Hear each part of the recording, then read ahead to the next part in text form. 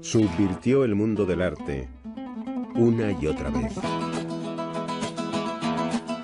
No es posible soslayar a Picasso, puesto que sus logros son descomunales. Su lienzo era su diario. Si te crías junto a alguien con tal personalidad, acaba pareciéndote algo bastante normal. Su apetito por la invención era insaciable, así como su apetito por las mujeres. Si mi marido me hubiese hecho lo que mi padre le hizo a mi madre y a Dora, lo habría matado. El mundo no ha conocido a nadie comparable a él, y el verdadero alcance de sus innovaciones aún está por valorar. Para comprender a Picasso hay que convivir con sus gestos, con su lado oscuro, con su cruel barbarie en ocasiones, y también convivir con la fabulosa generosidad de su producción, de su obra. Pablo Picasso.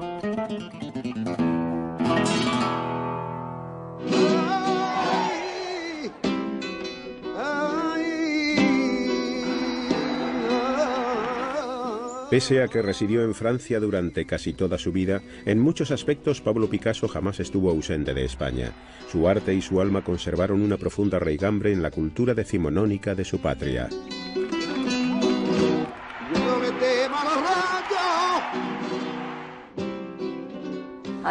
Yo diría que fue la quinta esencia del español, en su visión del mundo, en sus pasiones, en su miedo a la muerte. El corazón de la España meridional reside en Andalucía, la tierra natal del artista, una región cuya mismísima identidad se sume en la pasión y en el drama, en el amor y en la muerte. No obstante su cultura secular, la patria chica de Picasso, la ciudad de Málaga, al igual que la totalidad de Andalucía, sufría el menosprecio de los españoles más septentrionales que la consideraban provinciana. No debemos olvidar nunca que Picasso es un andaluz nacido en las postrimerías del siglo XIX.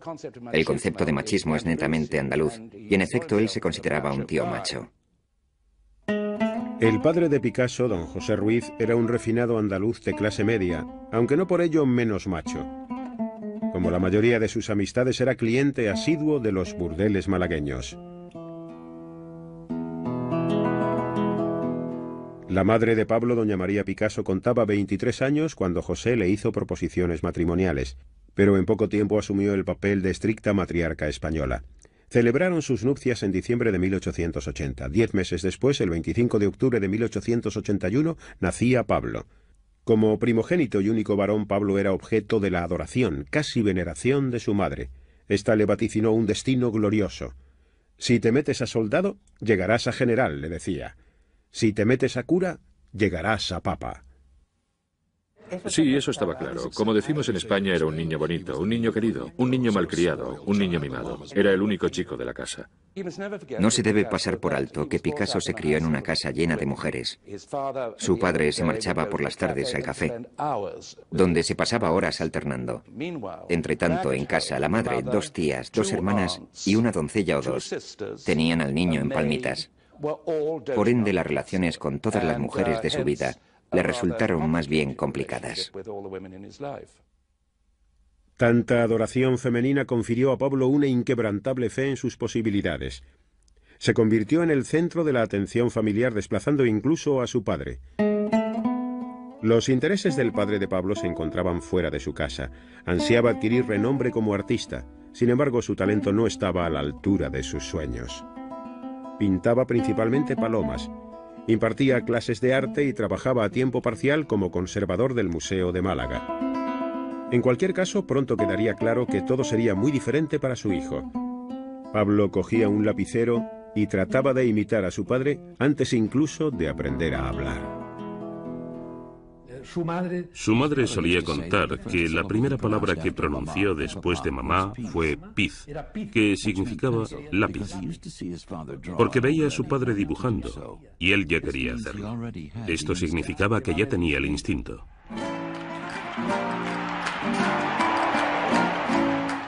Amén del dibujo, lo que más fascinaba a Pablo eran las corridas de toros.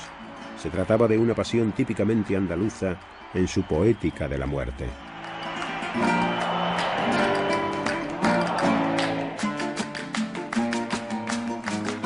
El sangriento festejo causó una viva impresión en la imaginación infantil de Pablo. Solamente tenía 8 años cuando empezó a recrear escenas de muerte en el ruedo.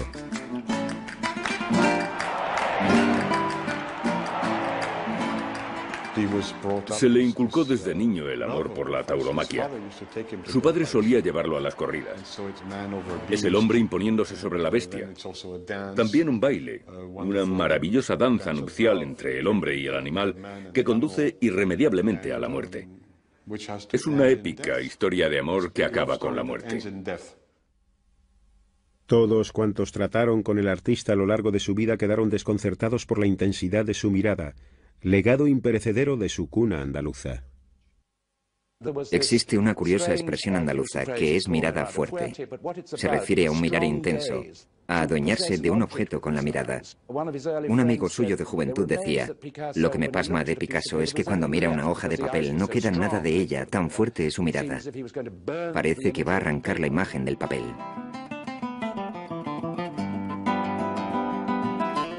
Pablo era un niño obsesionado. No quería hacer más que dibujar. En cuanto ponía sus ojos sobre una hoja de papel, veía cosas en las que nadie más reparaba. Incluso las lecciones de aritmética le abrían puertas a un mundo de imágenes.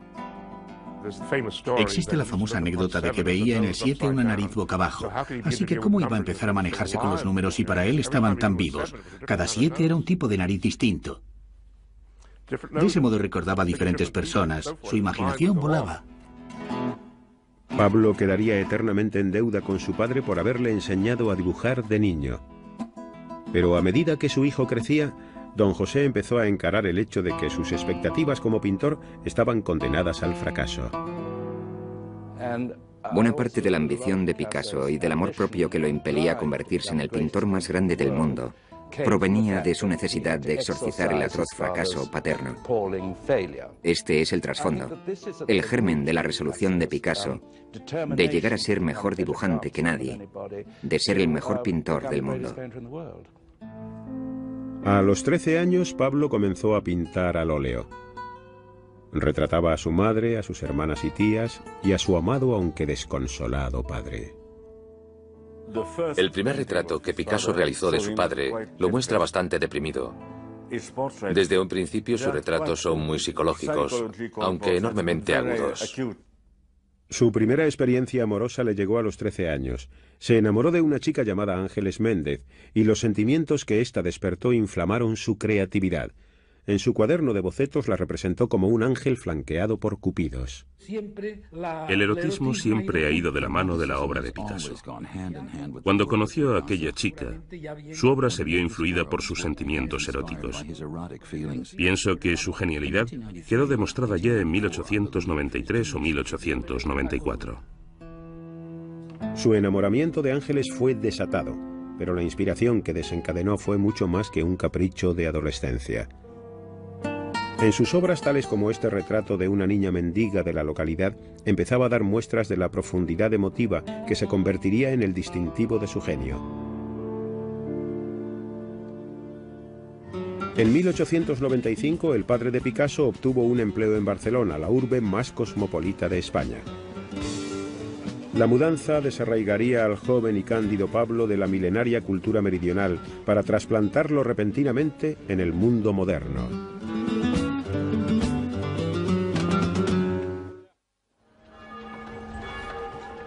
Pablo contaba 13 años en 1895, cuando su familia se trasladó a la norteña ciudad de Barcelona. La prosperidad auspiciada por el auge de su economía industrial trajo asociadas huelgas, revueltas y protestas violentas por toda la ciudad. Para el adolescente Picasso, Barcelona fue una revelación. Su inquietud de adolescente coincide con la inquietud barcelonesa. Llegó a Barcelona en un momento de gran agitación. Se estaba renovando el ámbito artístico. El clima sociológico y social de Barcelona fue un trampolín para la personalidad de Picasso. Don José empezó a impartir clases en la prestigiosa Escuela Provincial de Bellas Artes. Estaba ansioso por hacer alarde del talento de su hijo. Los dibujos que presentó Pablo en su examen de ingreso lo catapultaron directamente a los cursos superiores. A quien quiera que esté familiarizado con las escuelas de arte, le resultará evidente que las primeras obras de Picasso gozan ya de la resuelta calidad que aplicó a cualquier motivo o tema que abordase. Eso no se aprende, ni se enseña.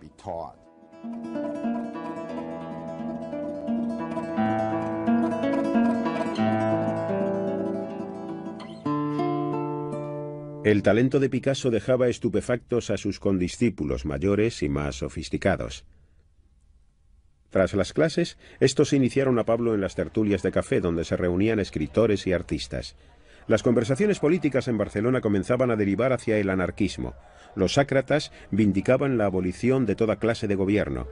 Inspirados por este ideario, los artistas progresistas clamaban contra el arte tradicionalista y propugnaban la demolición del statu quo. Sus audaces ideas dejaron anonadado al joven artista. Sus compañeros, asimismo, encauzaron su atención hacia un aspecto más tradicional, si bien menos distinguido, de Barcelona: el barrio chino. Las escenas carnales causaron honda impresión en Picasso y fueron motivo de inspiración para su arte de por vida. En Barcelona tienen el barrio chino. Yo lo visité en una ocasión antes de la Segunda Guerra Mundial. Creo que no había cambiado nada en 50 años. Las mujeres se ponían allí, en el estrado, incitando con la mirada a los clientes, que fumaban como chimeneas. El humo se elevaba como la bruma matutina sobre aquellos tipos que miraban a las putas, y las remiraban y las volvían a mirar. Aún recuerdo aquel burdel. No te atrevías a llevarte a una de las chicas. Es decir, Dios mío, aquello era como un desfile de enfermedades venéreas, escalera arriba y abajo. En España hay un viejo chascarrillo que dice que los españoles pasan la mañana del domingo en misa, la tarde en los toros y la noche en el lupanar. Por ello no sorprende que por la misma época en que recibía su adoctrinamiento sexual, también estuviese aprendiendo a pintar motivos piadosos, como por ejemplo este óleo de 1897 titulado Ciencia y Caridad. Ciencia y Caridad es una pintura ideada por el padre de Picasso. Él aspiraba a que su hijo se ganase la vida pintando grandes lienzos para colgar en los salones, que se vendían por un buen dinero. Es una obra fascinante por sus pequeños detalles. Por ejemplo, la forma en que las gotas de pintura caen desde la ventana. Hay manchas marrones en la pared. Es la clase de cosas que Picasso hará mucho después. Es decir, hay, diríamos, tempranos destellos de genialidad en esta tela. Como quiera que el inmenso talento de Pablo resultaba cada vez más evidente, don José decidió que lo conveniente era una academia más distinguida, en esta ocasión en la auténtica capital española del arte, Madrid. De modo que, por vez primera y a sus 16 años, Pablo vivía independientemente. Por fin pudo encararse a las obras maestras de Goya, Velázquez y el Greco.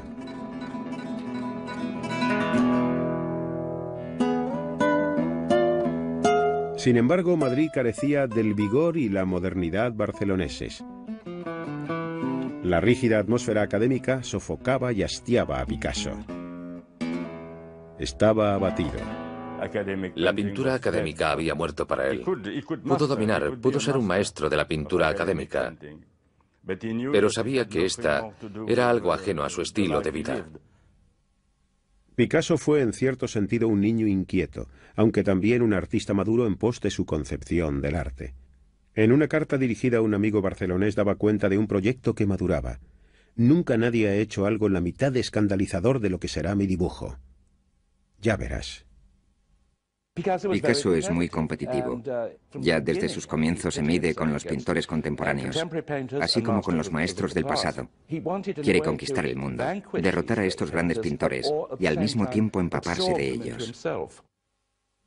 Hacia 1898 Pablo no sentía más que desdén por la Academia de San Fernando y cuanto ésta representaba. Comprendió que su propio padre era una víctima irrecuperable de esta agotada tradición. Pablo decidió no seguir sus pasos y abandonó la academia. Este acto de rebeldía lo animaría a una nueva bravata. Su meta ya no era meramente superar a su padre. Picasso confió a un amigo: en arte hay que matar al padre.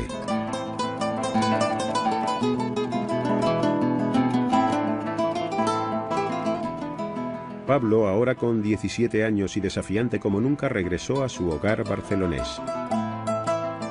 Para pagar el alquiler realizaba trabajos comerciales, carteles para el carnaval e ilustraciones para revistas.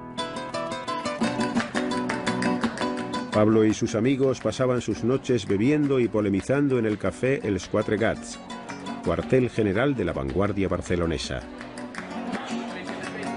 La atmósfera del café estaba impregnada de los nuevos vientos provenientes de París y otros países. Por el día Pablo trazaba bocetos incansablemente. Y a comienzos de 1900, a los 18 años, como en este autorretrato, montó su primera exposición formal. No tenía dinero para marcos, así que sus amigos le ayudaron a colgar una serie de lienzos con tachuelas.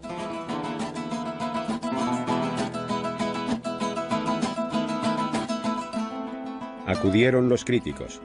No obstante, sus reseñas fueron severas. Uno de ellos tachó a Picasso de irregular y descuidado. Mas pronto recibiría el aplauso de la crítica. Poco tiempo después de aquella muestra supo que una de sus telas había sido seleccionada para figurar en el pabellón español de la Exposición Universal, que se celebraría en París a finales de aquel mismo año. En octubre de 1900, poco antes de su 19º cumpleaños, Pablo y un amigo partieron hacia París. Miles de personas contemplarían su obra y, por si fuera poco, se disponía a saludar al nuevo siglo en la ciudad más moderna de Europa.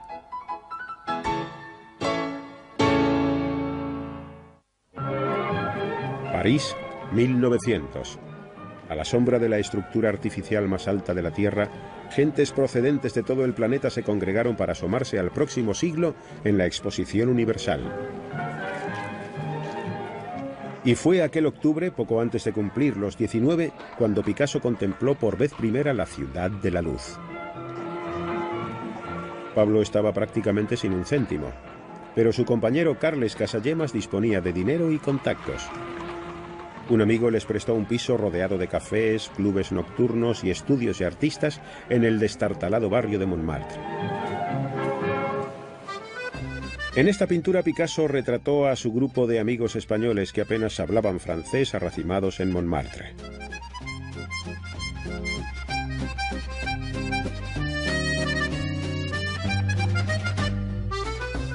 París distaba un mundo de la retraída sociedad andaluza. Picasso se deleitaba en la concupiscencia sin ambajes que albergaba la ciudad. Sin embargo, era consciente de la condescendencia de los parisinos para con los españoles.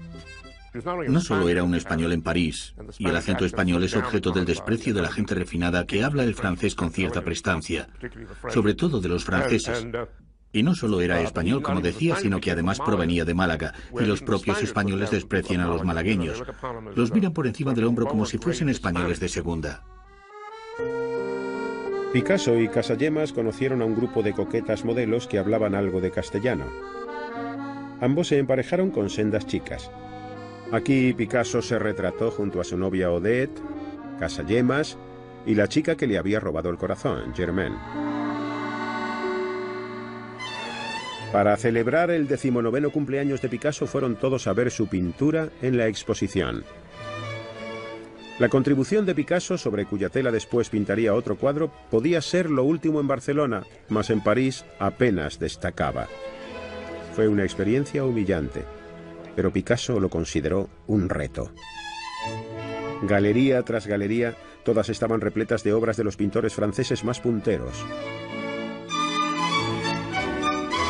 Por primera vez tuvo ocasión de contemplar los luminosos tonos de los impresionistas. Monet, Renoir, Degas, todos ellos pugnando por saltar del marco. Estaba deslumbrado. También lo conmovió la intimidad y la emoción de las obras de sus predecesores. Delacroix, Daumier, Manet. Las exquisitas líneas y la sensualidad de Dominique Ingres causaron una duradera impresión en Picasso.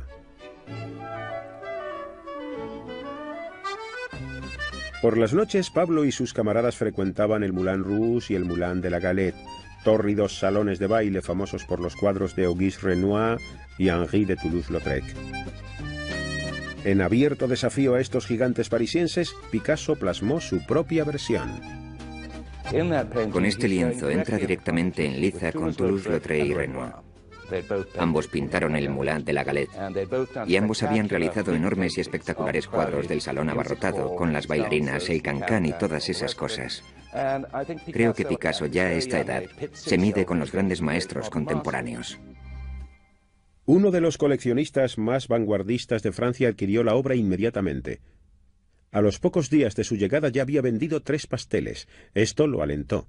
Si su obra seguía vendiéndose bien, podría residir permanentemente en París. Pero por el momento Picasso y su amigo regresaron a España. Casagemas no soportaba la lejanía de Germaine y regresó precipitadamente a París para hacerle una propuesta matrimonial. Sin embargo, ella no compartía su entusiasmo y en febrero de 1901, encontrándose Picasso en Madrid, recibió una noticia terrible. Casagemas, perdidamente enamorado de Germaine, se había pegado un tiro en la cabeza. Lo había hecho en medio de un café parisien, frente a un grupo de amigos entre los cuales se encontraba Germaine. Cuando Picasso, que estaba en Madrid por entonces, supo del suceso, se quedó deshecho, pues pensó que si hubiera estado con Casagemas y hubiera sido testigo de su crisis, este aún viviría. En medio del sobrecogimiento y el sentimiento de culpa por el suicidio de su amigo, le llegaron buenas noticias de París. El distinguido marchante de arte Ambroise Vollard había visto su obra y le ofrecía una exposición individual en junio. Vollard había sido el marchante de Cézanne, Gauguin, de los grandes pintores postimpresionistas de finales del siglo XIX, y se estaba haciendo cargo de un desconocido como Picasso.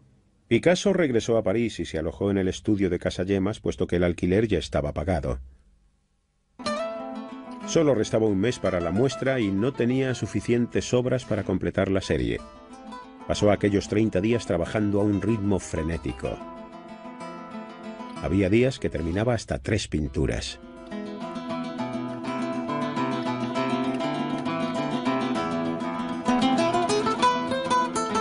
Pablo se deshizo del corriente apellido paterno, Ruiz, y comenzó a firmar su obra simplemente con el materno, Picasso. Y como si quisiera autopresentarse en París, realizó un autorretrato para la exhibición titulado Yo, Picasso. El primer autorretrato, Yo, Picasso, de 1901, es el retrato de su llegada a París. Como conquistador, seré el rey de París. Yo, Picasso, moi, Picasso. La exposición resultó un gran éxito. Un crítico incluso colocó a Picasso al frente de lo que llamó la invasión española. Otro lo definió como un brillante recién llegado. Vendió la mitad de las pinturas y alcanzó un gran renombre cuando aún no había cumplido los 20 años. Una pequeña tela de la muestra traicionaba discretamente un secreto de la vida amorosa del artista. Lo dedicó a Germaine, la mujer cuya indiferencia condujera a su amigo Casagemas al suicidio. Tan solo unas semanas después de su regreso a París, Picasso había entablado una relación con la amada de su amigo, Germaine. Ahora, viviendo en el apartamento de su camarada muerto y durmiendo con la mujer que le había destrozado el corazón, Picasso se sentía perseguido por el rostro sin vida de Casagemas, lo que le inspiró su Época Azul. Pasados unos meses, realiza 3 pinturas con el tema de la cabeza de Casagemas, con el orificio de la bala. Una de ellas muy al estilo de Van Gogh, con rayos de pintura que se proyectan desde el lienzo. Otra ya prácticamente pertenece a la primera época azul. Picasso sostenía, y yo creo que sinceramente, que la tristeza de la época azul se deriva del suicidio de Casagemas.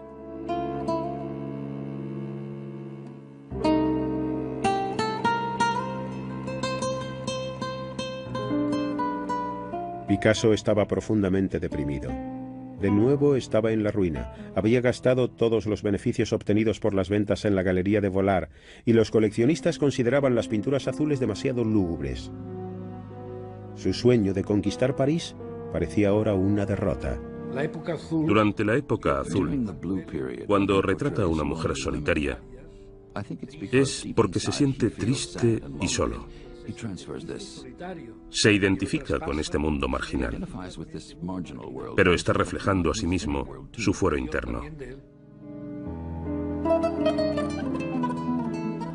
Con 20 años, Picasso se enfrentaba a un futuro incierto. Emprendió el nuevo autorretrato convaleciente de la gripe. En él aparece con barba y embutido en un abrigo con aspecto de estar helado, hambriento y angustiado.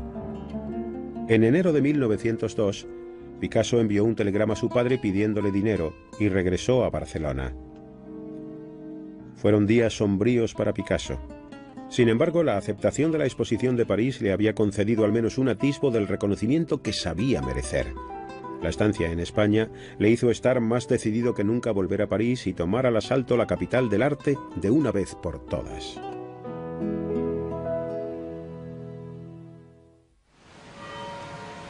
A comienzos del siglo XX, París era la capital suprema del arte mundial. En la ciudad estaba a punto de estallar una revolución artística, y las ideas vanguardistas se cocían en el bohemio distrito de Montmartre.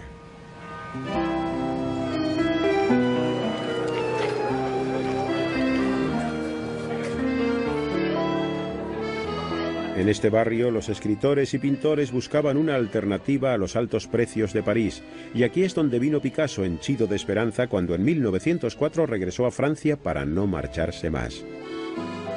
Picasso aún hablaba bastante mal el francés, lo que le valía las mofas de los parisinos, y a Picasso no le gustaba ser blanco de las burlas.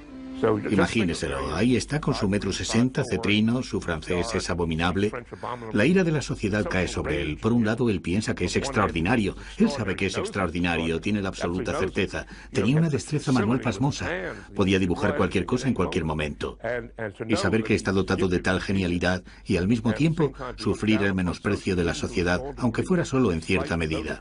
Este hombre llevaba un volcán en su interior. Picasso era bajito, pero de constitución fuerte, así que su presencia física era tremendamente impactante y poseía un fortísimo magnetismo animal. Lo primero en que te fijabas, por supuesto, era en sus extraordinarios ojos, que eran de una intensidad absolutamente hipnótica. En las calles de Montmartre, Picasso se fijó en una voluptuosa beldad morena. Un día a su paso él le arrojó un gatito. Ella se rió. Su nombre era Fernand Olivier y trabajaba como modelo de artistas. Picasso la invitó a su estudio. Se hicieron amantes y en el plazo de un año ella se mudó al estudio de Pablo. Picasso estaba embelesado con la sensual Fernand, pero intensamente posesivo como era y aún poseído por el machismo español, tenía la sensación de que no era merecedora de confianza. La sociedad andaluza era de lo más anticuada en cuanto al trato a las mujeres. Picasso dijo a una vez: me gustaría que te vistieras de negro, que te cubrieras de pies a cabeza para que los hombres no pudieran poseerte con sus ojos. Para impedir que Fernand abandonase el estudio, Picasso le quitaba los zapatos. En ocasiones la dejaba encerrada. Sin embargo, Fernand soportaba la voluble personalidad de Picasso. Declaró que pese a que sus ataques de celos la asustaban, otras veces se comportaba tierna, amable y amorosamente. El encanto de Picasso compensaba con creces su mal francés y algunos intelectuales lo encontraron interesante. En octubre de 1904 conoció y trabó amistad instantáneamente con Guillaume Apollinaire, un joven y prometedor poeta vanguardista. El cosmopolita Apollinaire y el tosco Picasso compartían el amor por el circo y en cuanto podían permitírselo acudían al afamado Circo Medrano. Otras veces recorrían las calles buscando compañías ambulantes que actuaban por la voluntad. Enseguida, los mismísimos acróbatas, arlequines y tañedores de organillo que poblaban la poesía de Apollinaire hicieron su aparición en las pinturas de Pablo Picasso. Veía la vida a través del prisma del circo, el cómico ambulante, el vagabundeo por la vida como una especie de paisaje desértico. Y este símbolo del circo y del arlequín era muy propio del cambio de siglo. Picasso era español, un extranjero en París. Todos los emigrantes están un poco perdidos, un poco melancólicos.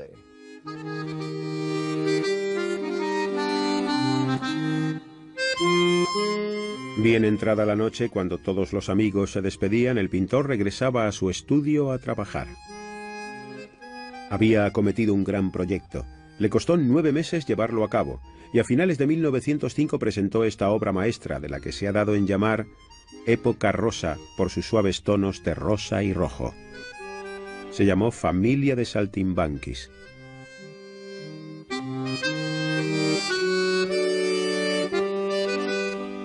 Aunque Picasso desconfiaba de los marchantes, sabía que no podía prescindir de ellos. Sin embargo, prefería que sus amigos le encontrasen compradores para sus lienzos. Un amigo lo puso en contacto con Gertrude Stein y su hermano Leo, unos ricos estadounidenses de cuyas paredes ya colgaban varias obras de Paul Cézanne y Henri Matisse.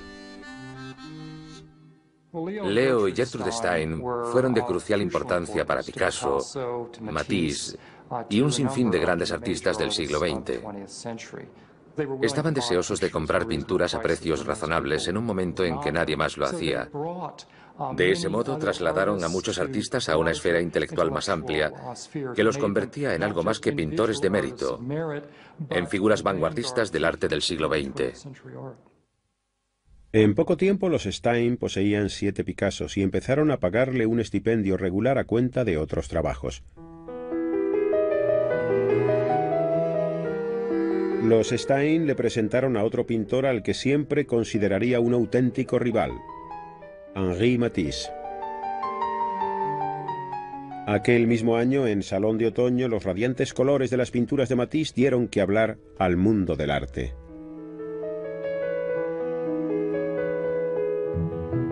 Picasso envidiaba no solo el éxito de Matisse, sino también su evidente originalidad. Matisse ya había logrado lo que Picasso pretendía: desacatar la tradición clásica.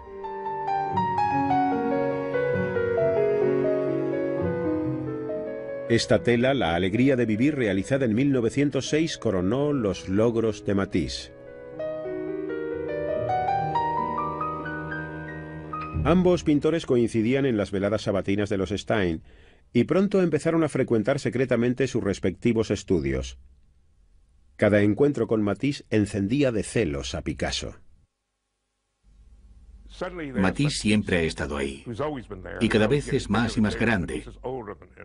Y Matisse es mayor que él. Matisse sabe estar, goza de aceptación social. Es capaz de hablar inteligentemente sobre pintura durante horas en el salón, mientras que Picasso prácticamente gruñía en francés. Y ahora todo el mundo dice que Matisse es el mejor pintor de París. Y Picasso está lívido, absolutamente lívido. Así que decidí acallar este coro de alabanzas a Matisse, superándolo. Matisse era considerado más vanguardista que Picasso por entonces. Acuérdense, Picasso estaba en su época rosa. Su material era maravilloso. Era lírico, era elocuente, era elegante. Era delicado. Y Matisse estaba rompiendo muchos moldes, de modo que Picasso se dijo: tengo una concepción más salvaje, más loca, más impactante y más inquietante que la de Matisse. En marzo de 1907 Picasso compró 2 antiguas tallas españolas. Posteriormente declararía que ejercían una influencia mística sobre él. Picasso sentía despertarse su espíritu en su interior, cual si se tratara de un mensaje procedente de la antigüedad, y éste fuera capaz de dar nueva forma a su arte. Se aisló en su estudio. Tenía una idea para un cuadro, algo que nadie había hecho jamás. Sabía que sorprendería y confiaba en demostrar que él, y no Matisse, era el más grande, el pintor más radical de París. En 1906 las pinturas rosas de Picasso habían empezado a venderse bien, y por primera vez tenía algún dinero en el bolsillo. Las ventas le dieron la confianza necesaria para experimentar, para dinamitar las convenciones y retar a su amigo y émulo, el rey del arte de París, Henri Matisse. Picasso escogió como motivo los burdeles de su primera juventud. Tenía que ponerse a trabajar y obtener algo verdaderamente sorprendente, realmente progresista, auténticamente iconoclasta, algo que hiciese picadillo a Matisse, de modo que se recluyó. Realizó cientos y cientos de estudios. Trabajó durante la primavera y el verano, un verano asfixiante. Imagínense a Picasso en aquella celda de aquel destartalado edificio en cueros vivos, con aquellas mujeres altas, mucho más altas que él, recreando su propia e infernal casa de putas. Y todo ello para convertirse en el gran revolucionario de la pintura. Recientemente había tenido ocasión de contemplar la nueva colección de arte africano del Museo del Trocadero. La ingenua fuerza de aquellas figuras lo inspiró para realizar algo igualmente tosco y rudo. Picasso fue siempre un ladrón. Comenzó robando el fuego sagrado del arte religioso español. Después pasó por la fase íbera. También se inspiró en la primitiva escultura neolítica española. De repente recurre al arte tribal. Se considera un chamán. Así que, como un chamán, Picasso conjuró a estos antiguos espíritus. Distorsionó los rostros, estilizó las líneas y torturó las formas.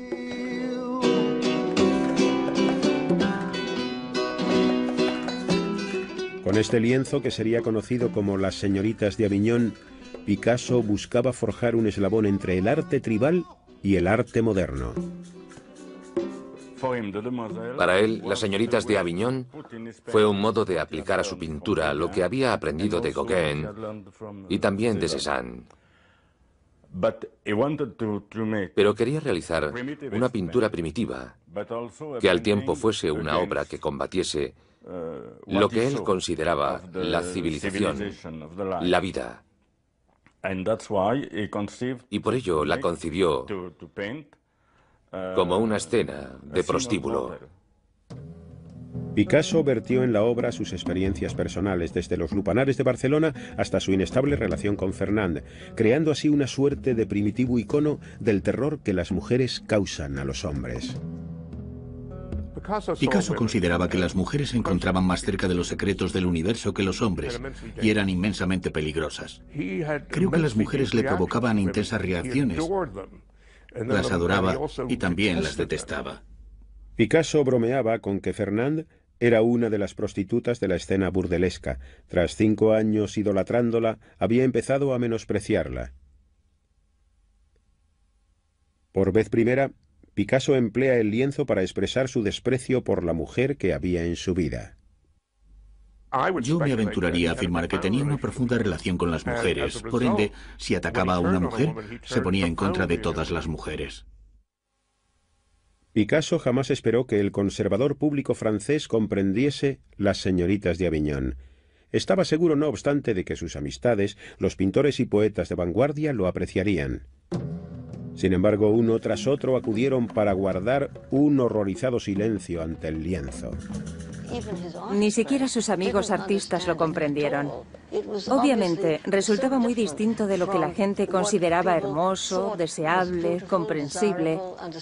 Hoy día, resulta difícil explicar cuán extraordinariamente diferente era a todo lo anterior, puesto que estamos acostumbrados a ver reproducciones. Pero por aquel entonces creo que fue algo completamente inaprensible. Su colega André Derain vaticinó que su humillación sería tan desmesurada que lo conduciría al suicidio, que el cadáver de Picasso sería hallado colgando tras el cuadro. Aun su más leal patrón, Leo Stein, consideró la pintura un horrible revoltijo. Picasso se vio marginado por sus camaradas. Él quiso romper moldes, es cierto, pero no quiso provocar el escándalo. Picasso había creado la obra más innovadora desde el Renacimiento italiano. Sin embargo, y por el momento, dejó la obra en dique seco. Tendrían que pasar 10 años hasta que volviera a sacar el lienzo a la luz. Mas no todos echaron en saco roto el decisivo avance de Picasso. A finales de 1907, Georges Braque era un devoto seguidor de Matisse, pero al contemplar la nueva obra de Picasso, hizo defección.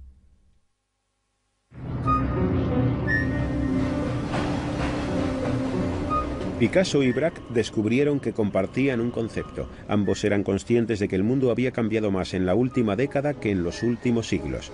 La vida de la nueva era estaba mecanizada, industrializada, psicoanalizada.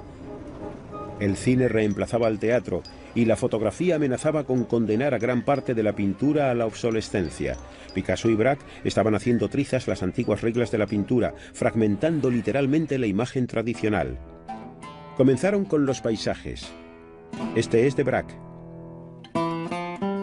Este otro de Picasso. Juntos encontraron el modo de romper el principio de la perspectiva que había regido la pintura desde el Renacimiento, según el cual los objetos se pierden de vista en la distancia. En lugar de ello, sus figuras saltaban a la superficie.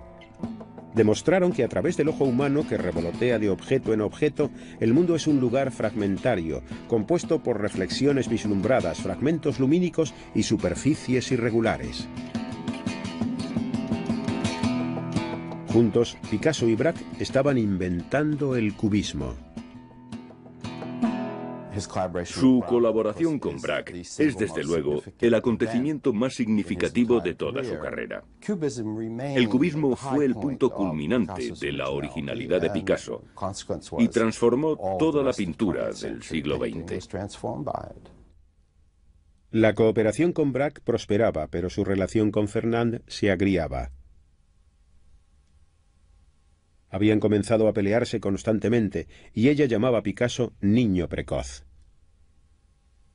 En 1911 ella empezó a verse con otro hombre y pidió a su amiga Eva Guel que vigilase a Pablo. Pero Eva traicionó a Fernand. Ella y Picasso emprendieron su propia aventura. En cuestión de meses, él y Fernand rompieron y Eva pasó a ser la nueva mujer en la vida del pintor. Eva, una chica delicada y con clase, cuidó bien de Picasso. A sus 30 años creía haber encontrado el amor de su vida, la chica con la que quería casarse. En sus obras introducía referencias a ella como ma jolie, mi chica bonita.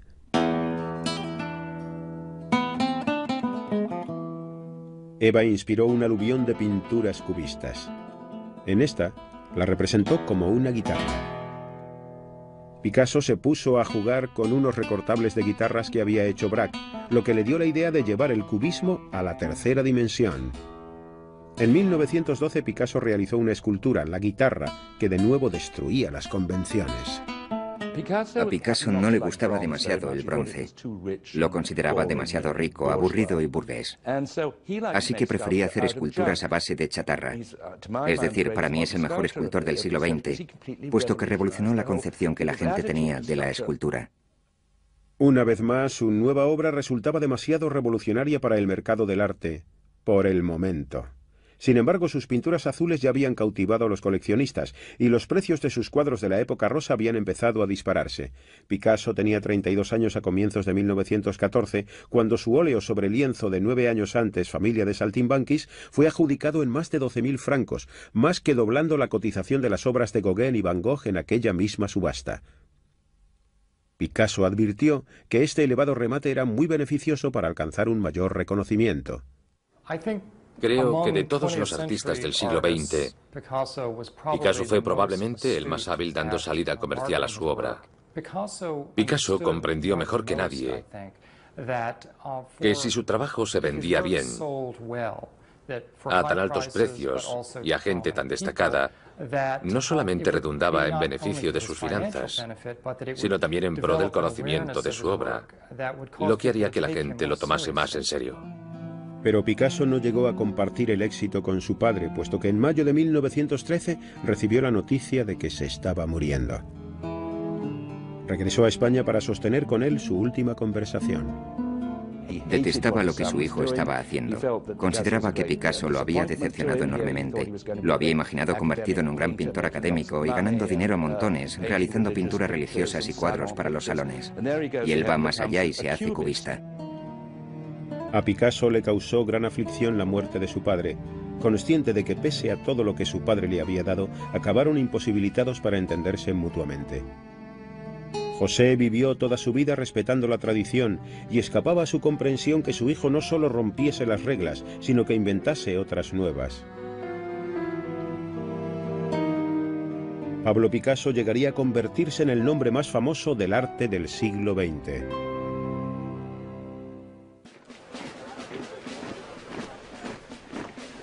En julio de 1914, Alemania declaró la guerra a Francia y el espíritu de París, la ciudad de la luz, se tornó oscuro. Los colegas más afectos a Picasso, Georges Braque y André Derain, se alistaron de buen grado, al igual que su amigo el poeta Guillaume Apollinaire. Picasso decepcionó a muchos al no presentarse como voluntario. Puesto que España era neutral, Picasso no tenía por qué luchar en la Primera Guerra Mundial. pero como vivió en París durante gran parte de la guerra, lo pasó mal. Había mujeres que entregaban plumas blancas a los jóvenes que iban sin uniforme. Fue objeto de muchísimos abusos por esta causa.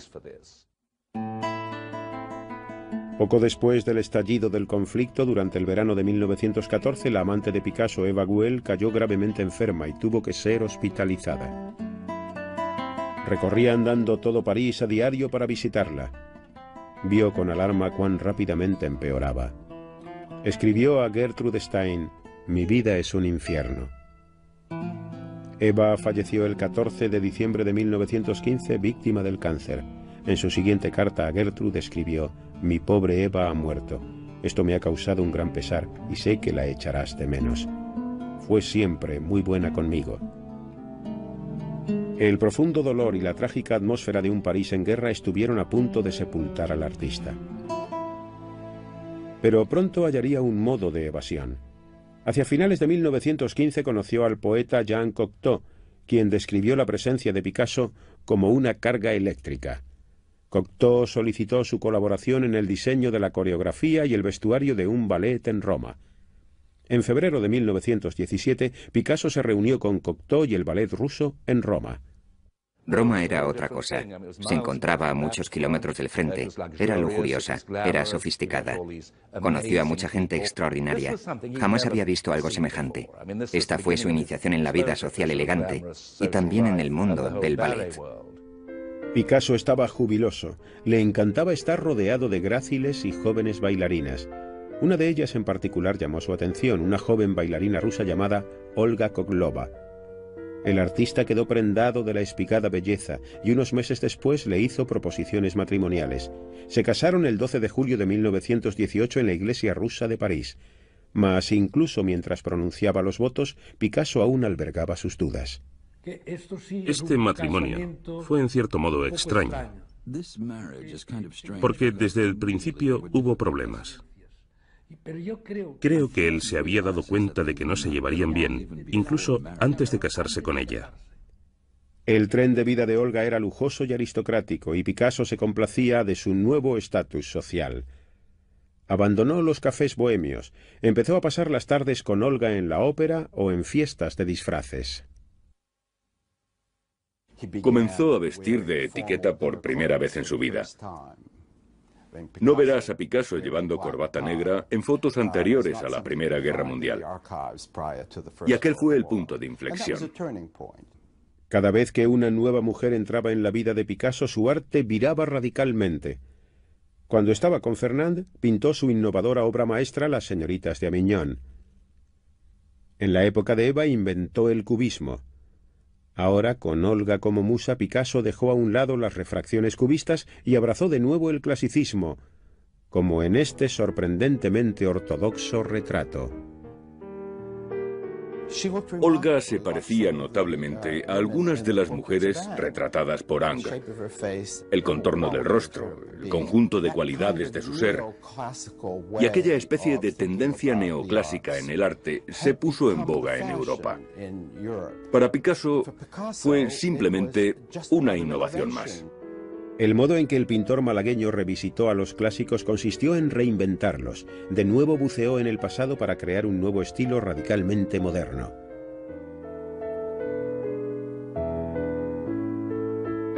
El 4 de febrero de 1921, Olga dio a luz un niño, Paulo. Picasso conmemoró orgullosamente el nacimiento de su primogénito con esta pintura llamada Madre e Hijo. Sin embargo, para el siempre inquieto Picasso, la vida hogareña y el boato de clase alta de Olga empezaron a perder su encanto. Durante un tiempo lo sobrellevó. Después ya no pudo soportarlo más. Acabó absolutamente harto de las aspiraciones de Olga. Por entonces fue cuando declaró: "No soy un caballero".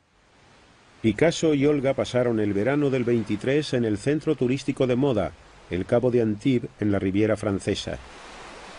Allí, alternando con los socialistas, conoció a un grupo de intelectuales conocidos como los surrealistas, cuya influencia provocaría un avance radical en el arte picassiano. Los surrealistas en cierto modo le enseñaron que podía meter en su obra cualquier elemento que le apeteciese. Una pintura no debía necesariamente tener algún tipo de significado clásico ni lógico. La imagen podía ser lo que él quisiese. El surrealismo dio alas a la imaginación de Picasso en su vertiente más escandalosa. Nuevamente navegaba por aguas absolutamente incógnitas. Sus tempestuosas emociones, provocadas por el deterioro de sus relaciones con Olga, condicionaron el talante violento y tortuoso de sus nuevas creaciones, preñadas de imágenes de ira y de agonía. Cuando todo empezó a ir mal, ella se transformó súbitamente en un monstruo, la persona más horrible, en la mujer más terrible que puedas imaginar.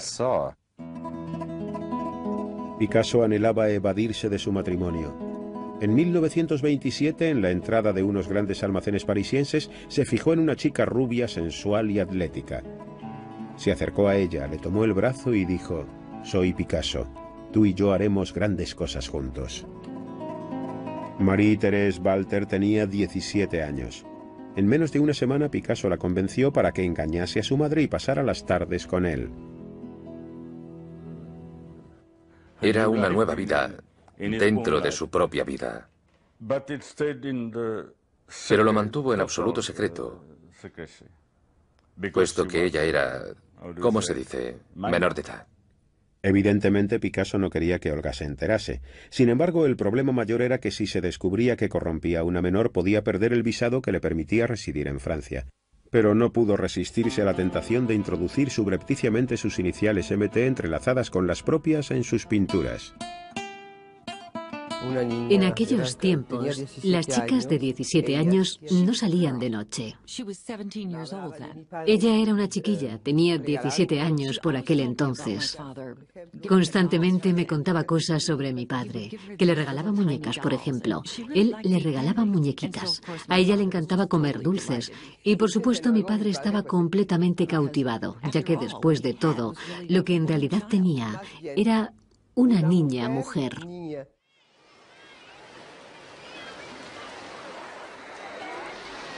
En 1928, Pablo veraneó con Olga por última vez en la costa atlántica, en Dinard. Picasso llevó a Marie-Thérèse y la alojó en una vecina pensión infantil. Los retratos de Marie-Thérèse eran las obras más abiertamente eróticas que había pintado hasta la fecha. Las representaciones de María Teresa son generalmente las de una mujer pasiva, curvilínea, de aspecto dócil. Parece carecer de voluntad y de mente. Los miembros están manipulados de forma que en ocasiones los senos parecen testículos y los rostros órganos genitales. Practica una reconstrucción del cuerpo enormemente fantástica a base de dobles y triples imágenes. Realizó un sinnúmero de estudios de la plácida y voluptuosa Marie-Thérèse durmiendo, entre ellos esta tela titulada El sueño. No sé si habrá reparado en que la cabeza está rodeada por algo parecido a, ¿cómo se dice?, un órgano masculino. Está circundada por un órgano masculino. Se pueden ver los pechos de mi madre. Mi padre siempre estaba hablando de los senos de mi madre. Decía, eran exactamente como pequeñas manzanas. No te imaginas qué pechos tenía tu madre. Eran como manzanas, maravillosos. Picasso recurrió a la lujuria que lo embargaba y creó una visión de sí mismo encarnando al minotauro de la mitología griega, mitad hombre, mitad bestia, tremebundo, violando y devorando a una chiquilla inocente. Picasso mantuvo la aventura oculta durante 8 años, pero en 1935 se desvaneció el secreto cuando Olga descubrió que Marie-Thérèse estaba embarazada de Pablo. Enfurecida, se mudó a un hotel llevándose consigo a Paulo. Estaba desolada. Sin embargo, Picasso llenó sus redes en las aguas revueltas. En esta época crearía sus más desgarradoras obras de arte.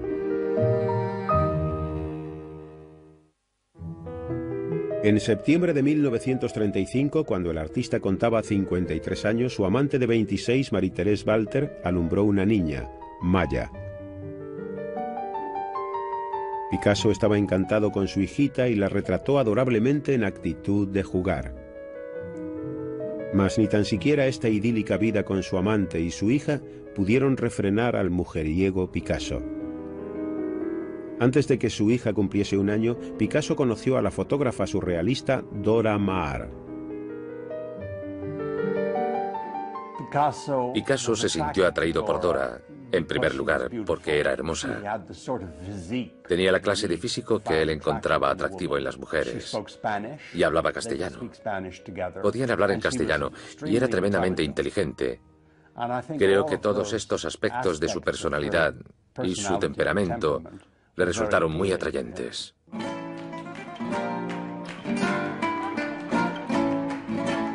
Ahora Picasso tenía una esposa y un hijo legítimo, y una amante y una hija. Dora se convirtió en su segunda amante. Picasso no parecía estar demasiado azorado por el complicado enredo. Más bien parecía alimentar no solo su ego, sino también su arte. Quizá mi padre tuvo tantas mujeres para avanzar artísticamente, para transformar su arte y a sí mismo. La cuestión es que sacó todo cuanto pudo de cada una de ellas. Esto es, sus sentimientos. Era capaz de traducirlos a sus lienzos. Picasso disfrutaba de las diferencias entre Dora y Marie-Thérèse. Física y mentalmente eran diametralmente opuestas, sin embargo compartían su amor por él. Para Picasso eran las dos caras de una moneda. A menudo se veía con ambas el mismo día e incluso las retrataba en el mismo escenario sentadas en la misma pose. Obligó a ambas a aceptar compartirlo, y las dos quedaron abatidas y al borde de la desesperación.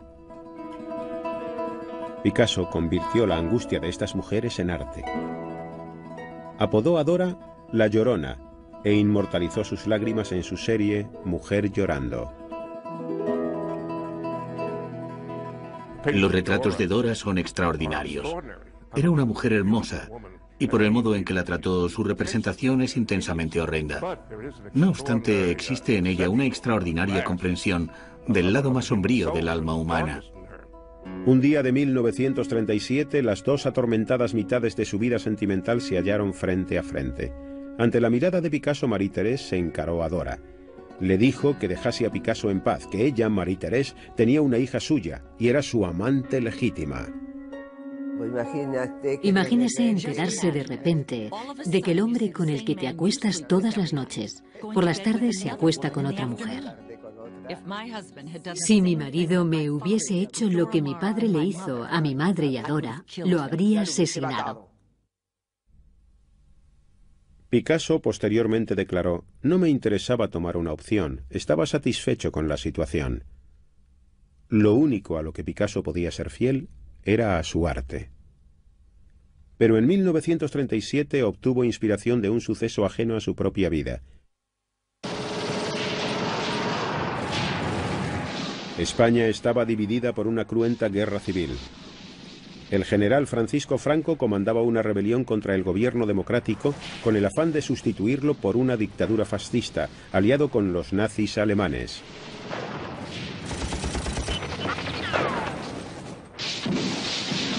El 26 de abril de 1937 la aviación nazi bombardeó la ciudad de Guernica en apoyo a Franco.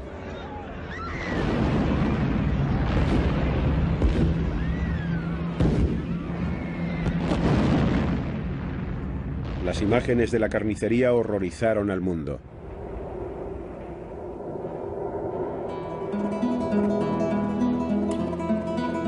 Picasso quedó consternado. Había recibido el encargo de realizar un gran mural para la Exposición Universal de 1937. En lugar de ello, plasmó en un lienzo su indignación.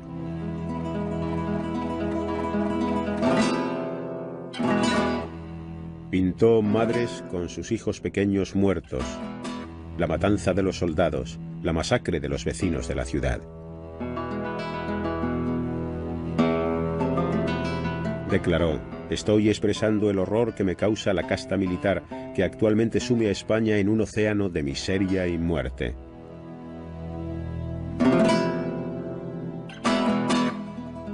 Su óleo, titulado simplemente Guernica, llegaría a ser la más famosa obra de arte del siglo XX. y convertiría a Picasso en un héroe de la lucha antifascista internacional. En abril de 1939 el general Franco declaró la victoria del fascismo en España.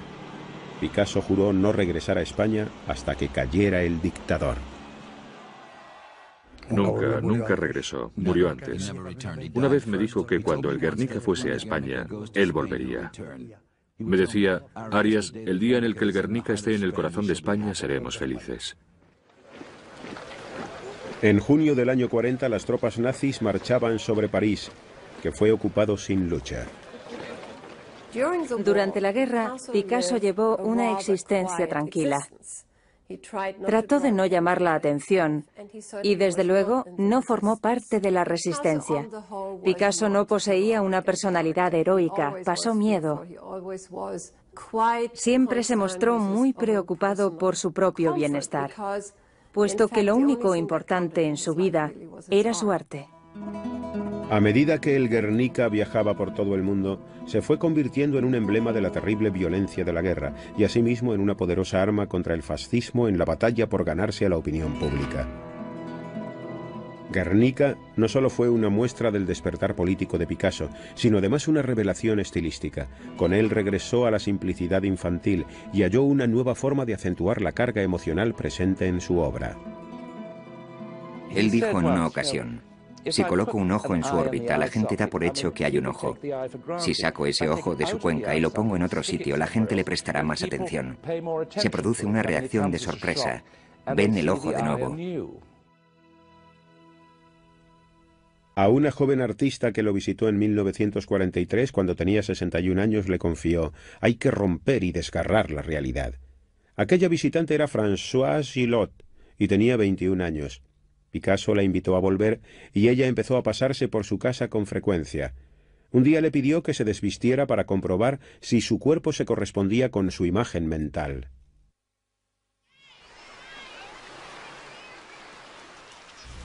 Me dejé caer en sus brazos mientras él me explicaba sus puntos de vista, y yo sentía que aquello era el comienzo de algo maravilloso en el genuino sentido de la palabra. A pesar de nuestra diferencia de edad y demás, nos entendíamos mutuamente de maravilla, lo que resulta increíble, puesto que raramente nos relacionamos verdaderamente con alguien, sea o no de tu edad. Así que fue extraordinario en ese sentido. Picasso y Françoise se hicieron amantes. Como de costumbre, no le bastaba con una sola mujer. En 1945, 2 años después, pondría fin a su relación con Dora. Una vez que Picasso dejó claro que su relación había terminado, como así era de hecho, ella sufrió una crisis nerviosa y se quedó deshecha, por lo que pasó un tiempo en un sanatorio. Dora nunca llegó a recuperarse totalmente. Más tarde diría: me utilizó hasta que no quedó nada de mí, nada más que los cientos de retratos míos que había pintado. Era cierto. Picasso ya no necesitaba a Dora, tenía a Françoise. Y ella también alimentaría su caldera artística.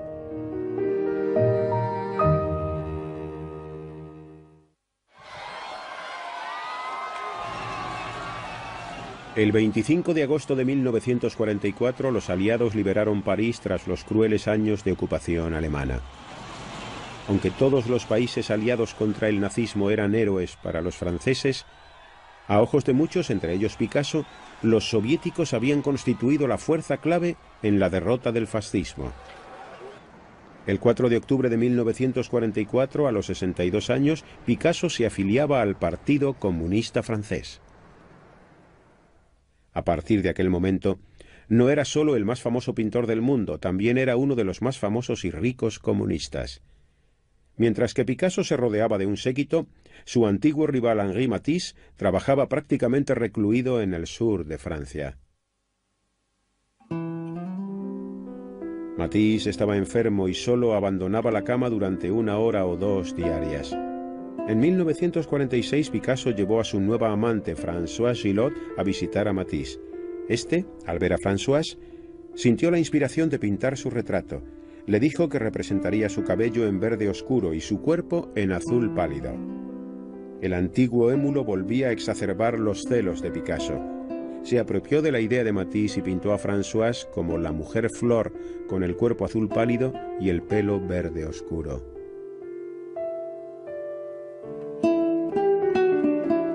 Otra vez, una nueva mujer en su vida transforma completamente su arte. En esta ocasión su obra se torna alegre y luminosa como nunca.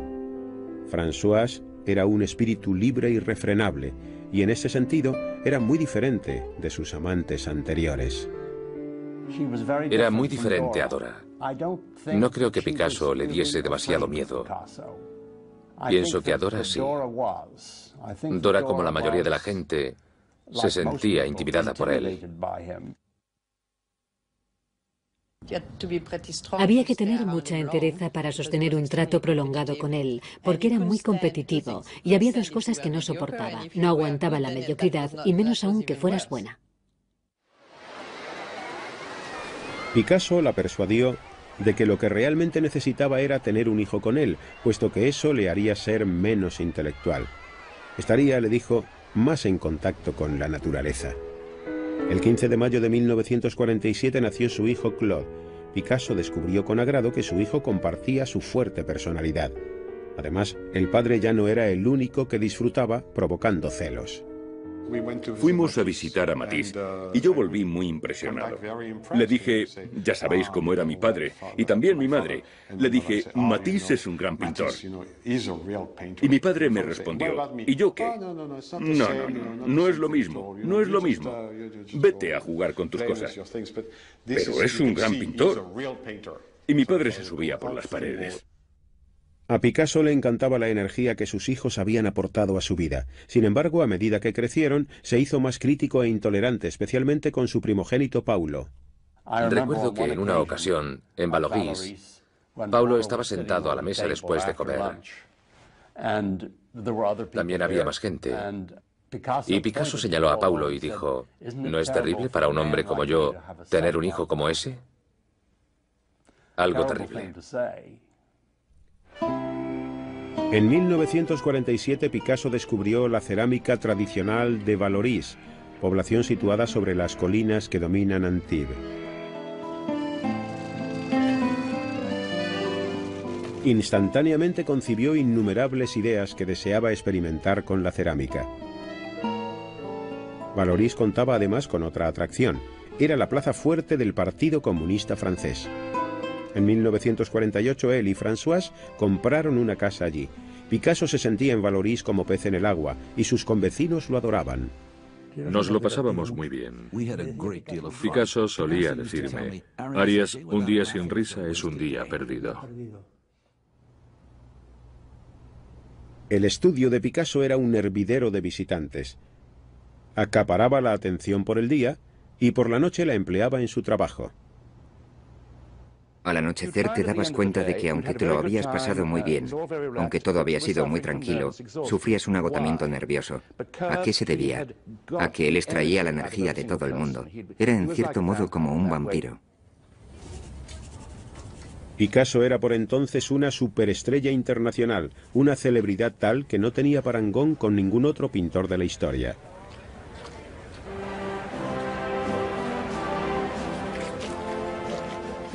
El Partido Comunista francés era consciente de lo valioso que podía resultar para impulsar su propaganda.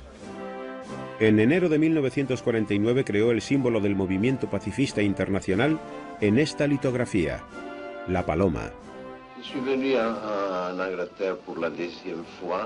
I am in England, he said, for the second time for the Peace Congress, and I hope for success for this magnificent cause.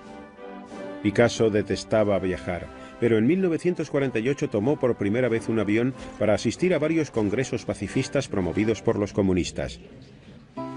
Al año siguiente, en 1949, nació el segundo hijo de Pablo y Françoise. La niña recibió el nombre de Paloma. Puesto que Picasso estaba cada vez más atareado, Françoise debió hacerse cargo tras el telón de todas las responsabilidades. Mantenía el estudio y cuidaba de sus hijos. Picasso atraía constantemente a nuevos admiradores. Pero si intimaban con él, indefectiblemente acababan conociendo a su otro yo, y así le sucedió a Françoise. Podía ser la persona más encantadora del mundo, o cómo habría podido cautivar a tantísima gente. Así que su trato era arrebatador. Cuando te tenía completamente a su merced, empezaba a comportarse de un modo desagradable de vez en cuando, no tan desagradable como cruel. El carácter de Picasso, próximo a los 70 años, no daba muestras de endulzarse con la edad. Antes bien, al contrario. En el verano de 1951, 2 años después de nacer Paloma, emprendió una breve aventura con una joven llamada Geneviève Laporte, de tan solo 23 años. Françoise supo de su nuevo lío y comunicó a Picasso que lo abandonaba. Una gran parte del ser del pintor estaba enraizada en la España decimonónica, donde tenía su cuna, por lo que deseaba conservar a ambas mujeres según su costumbre, pero Françoise se negó en redondo. Él no creía que pudiera abandonarlo, porque decía, nadie deja a un hombre como yo.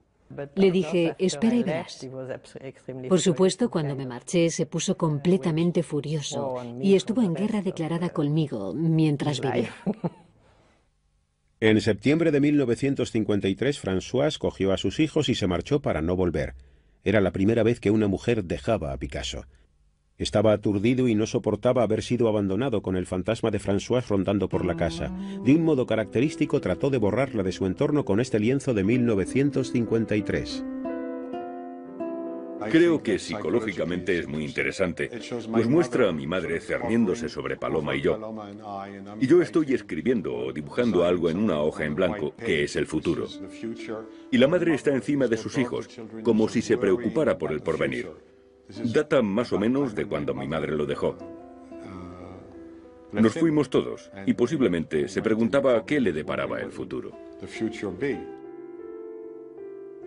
Al final de su vida, Picasso estaba muy aislado, puesto que él mismo se lo había buscado, por así decir. Tenía una faceta autodestructiva, porque en ocasiones era destructivo, es decir, que destruía a los demás, pero acabó destruyéndose a sí mismo. A Picasso lo aterraban la soledad, la muerte y perder sus facultades de pintor. Pero abandonarse a uno solo de estos terrores era más de lo que su colosal ego podía permitirse. Continuó trabajando con una intensidad tal que habría agotado a cualquiera con la mitad de sus años.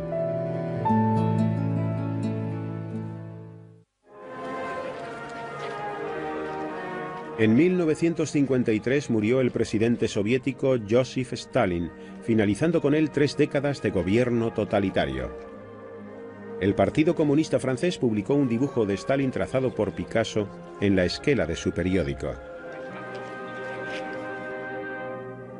Este dibujo avivó la controversia dentro y fuera del partido. Los leales a Stalin lamentaban que el retrato no glorificase suficientemente a su héroe. Los no comunistas encontraban contradictorio que el autor de Guernica permaneciera indiferente ante el terror y la brutalidad del régimen stalinista. Ciertamente, no era completamente ignorante de los sucesos que se desarrollaban al otro lado del telón de acero. Hasta su muerte, permaneció en el partido, le fue fiel, lo defendió siempre que tuvo ocasión y jamás, jamás lo censuró ni lo criticó públicamente en modo alguno. Picasso nunca cedió en su postura ni un ápice, pero la polémica lo dejó perplejo. Por si fuera poco, todo sucedió en una de las etapas más oscuras de su vida. Françoise se había marchado y no soportaba vivir solo en la casa que ambos habían compartido, rodeado de sus retratos. El invierno de 1953 a 1954 fue muy duro para Picasso. Estaba solo en Vallauris. Podrías decir que debería haberse ido a un hotel. No, vivió solo. Fueron tiempos muy difíciles. En poco tiempo, una nueva mujer apareció para llenar el hueco dejado por Françoise. Jacqueline Roch tenía 27 años y se dedicaba a la alfarería en Vallauris. Picasso se quedó admirado por su extraordinario parecido con una pintura del maestro romántico Eugène Delacroix, Las mujeres de Argel. Realizó 15 pinturas de su reciente amante al estilo de las odaliscas de Delacroix. Jacqueline se mudó a casa de Picasso y le ofreció una devoción rayana en la esclavitud que al mismo tiempo le concedía un control casi absoluto sobre la vida del pintor. Lo que Jacqueline podía ofrecer a mi padre era algo muy diferente a lo que le habían dado Françoise, Dora Maar, mi madre, Olga. Era muy sumisa. Siempre lo llamaba Monseñor, Monseñor. Imagíneselo. Yo me echaba a reír cada vez que lo llamaba señor, ya que me resultaba muy cómico. Jacqueline era una paradoja. Era muy sumisa, muy obediente y muy retraída. Al principio, pero, Dios mío, cambió y se hizo realmente con el mando. La adoración que Jacqueline le profesaba lo dejaba libre para trabajar. Y vaya si trabajaba, a un ritmo pasmoso. De nuevo tenía una fuente de juventud para alimentar su arte y también para soslayar la aterradora certeza de sus muchos años. Si Picasso no hubiese continuado creando, se habría sentido viejo. Crear significaba sentirse vivo. Era su forma de luchar contra la senectud, crear más y más. Trabajaba intensamente, como si luchase contra la muerte. Eso era obvio. El 3 de noviembre de 1954, su más respetado rival y amigo, Henri Matisse, fallecía. Las nuevas estremecieron a Picasso, un espeluznante recuerdo de su propia mortalidad. No quería oír hablar de la muerte. Una vez dijo que todas las mañanas repasaba la lista de amigos que aún quedaban con vida y temía que si se olvidaba de alguno, éste muriese. Y mientras luchaba por mantener a raya a la senectud y a la muerte, Picasso entablaba un diálogo con uno de sus grandes maestros españoles, convirtiendo a un Velázquez en un Picasso. Una de las pocas veces que fui testigo del lado oscuro de Picasso fue mientras trabajaba en las variaciones sobre las meninas de Velázquez. Estaba contendiendo de veras con el más grande de los pintores españoles.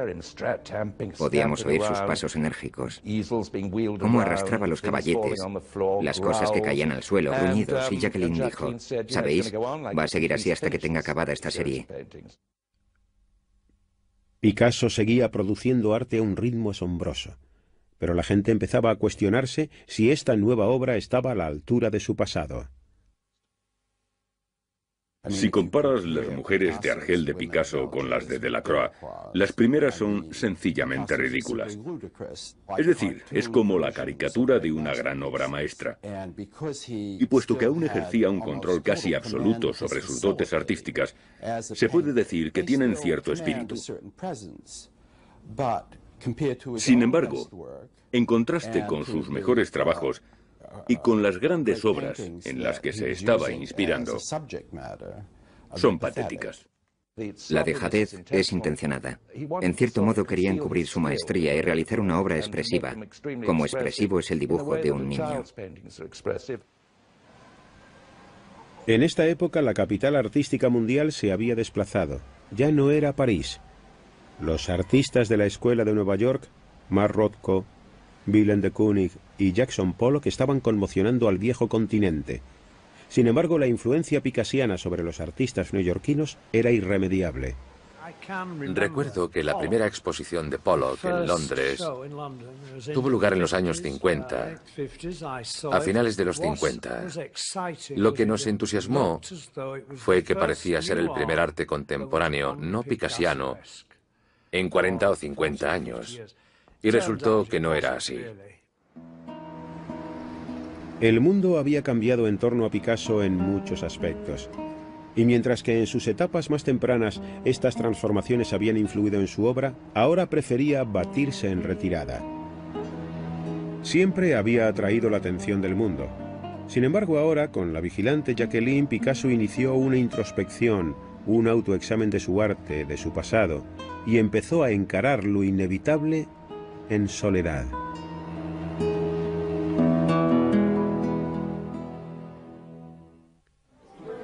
El 2 de marzo de 1961, a la edad de 79 años, Picasso pronunció los votos del matrimonio por segunda vez.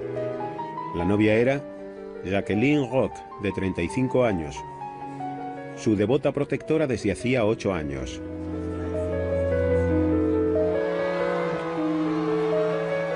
El pintor era una leyenda viva, pero incluso con 80 años le aterraba dormirse en los laureles.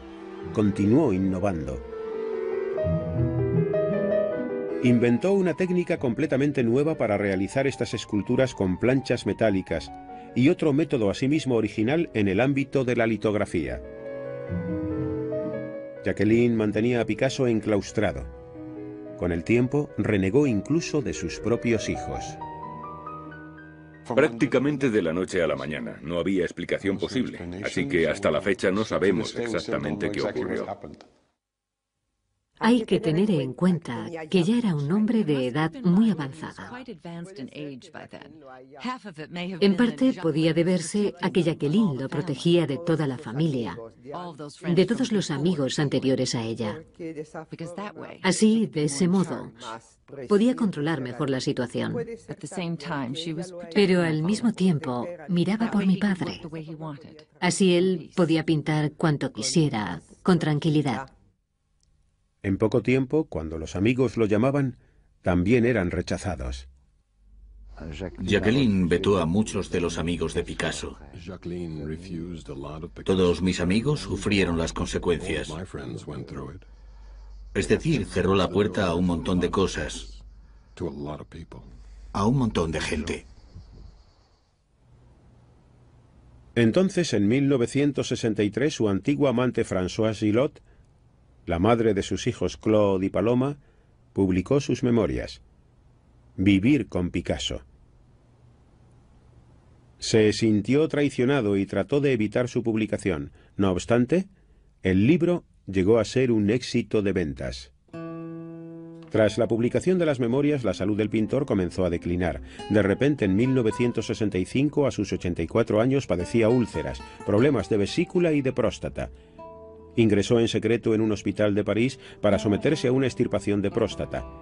Pese al riesgo de morir en el quirófano, se negó a otorgar su testamento. Picasso no podía dictar su testamento, no podía venirse a dictarlo, puesto que ello implicaba admitir el hecho de su propia muerte. Estaba ansioso por demostrar que conservaba sus facultades artísticas. En cuestión de meses volvió a ponerse manos a la obra. Inició una elaborada exploración de su propia mente, de su pasado, sus amantes y su obra. Hacia el final de su trayectoria, cuando Picasso vive recluido, tiene la necesidad de recrear en su estudio todos los acontecimientos de su pasado, y todos sus fantasmas regresan. El padre vuelve a instalarse en el lienzo. Su padre era famoso por ser un gran aficionado a los burdeles, de modo que su representación idónea es en una casa de putas, observándolas, pintándolas. Jacqueline, su esposa por entonces, es una de las prostitutas.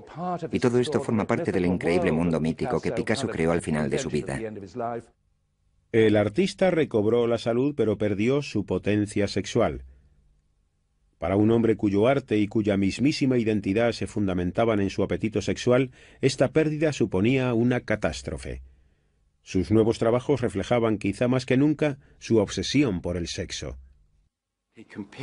Comparaba lo que le estaba sucediendo a su vida sexual de anciano con lo que sintió cuando se vio obligado a dejar de fumar. Decía que el apetito permanece aún después de perder la facultad. Opino que era consciente de que lo mismo le ocurría con su arte. El apetito y la ambición perduraban, pero sus aptitudes creativas estaban mermadas. En 1972, a punto de cumplir los 91, el artista cometió un autorretrato. Había pintado autorretratos de todas las fases de su vida. El chico ingenuo, el petulante veinteañero, el casado deprimido. Pero aquella primavera de 1972 se enfrentó al motivo que más lo aterraba: su propia muerte. Me llevó a uno de sus estudios, una sala pequeña. En medio de la estancia había un sillón. Sobre el sillón había un gran dibujo, colocado cual si fuera una persona. Estaba situado solo en el sillón. Y cuando miraba el dibujo, veía su muerte. Estaba claro, yo lo veía claramente. Entonces ambos permanecimos en silencio. Y me dijo, creo que tengo algo aquí. Aquel otoño, Picasso fue hospitalizado a causa de una congestión pulmonar. No quiso que nadie lo supiera. Jacqueline lo atendía nerviosamente en todas sus necesidades, recalcando a todo el mundo que no pasaba nada. Permaneció postrado en cama durante todo el invierno. El 5 de abril de 1973, Jacqueline llamó a su cardiólogo. Cada respiración era una lucha. El 8 de abril, Picasso murió, con Jacqueline, como siempre, a su lado.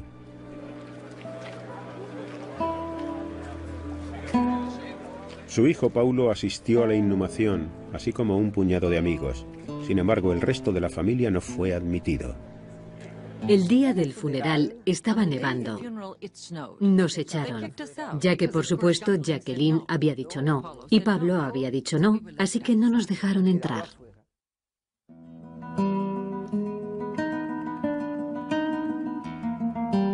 La muerte del pintor desencadenó una serie de trágicas repercusiones en el seno de su familia. El día del funeral, Pablito, el hijo de Paulo, se encontraba entre quienes fueron expulsados. 2 días después, Pablito ingirió una botella de lejía.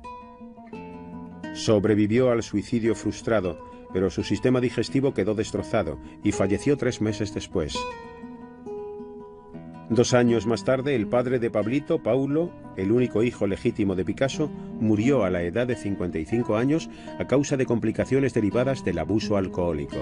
En 1977, la amante de Picasso, Marie-Thérèse, se quitó la vida, mas no sería la última. La muerte de Picasso fue dolorosa para todos sus seres queridos. Sin embargo, su viuda Jacqueline jamás logró recobrarse de la muerte del hombre que había sido su maestro. Se quedó absolutamente deshecha por la muerte de Picasso. Engullía pastillas, bebía una barbaridad. Se encontraba en un estado de colapso nervioso. Fue muy doloroso y difícil.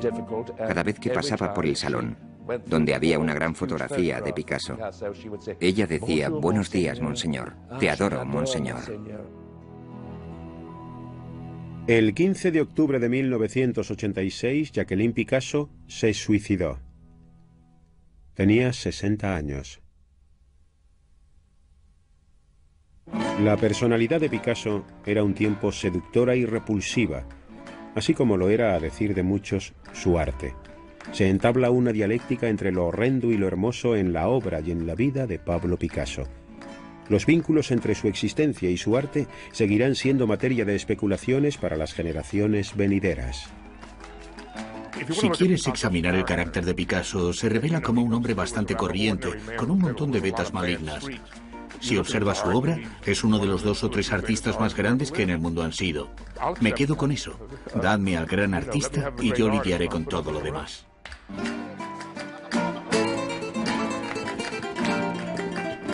Picasso transformó profundamente el arte, destruyó siglos de tradición, forjó nuevos nexos entre el mundo antiguo y el contemporáneo.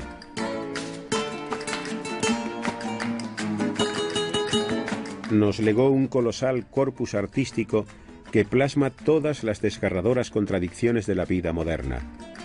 El arte del siglo XX será siempre recordado por los nuevos y radicales caminos que Pablo Picasso nos enseñó a ver. Creo que a muchos les encantaría que Picasso desapareciese, puesto que aún domina la escena. Pero no creo que llegue a desaparecer jamás, porque sus logros son descomunales. Aún hoy, mucha gente no comprende los senderos que abrió, las posibilidades.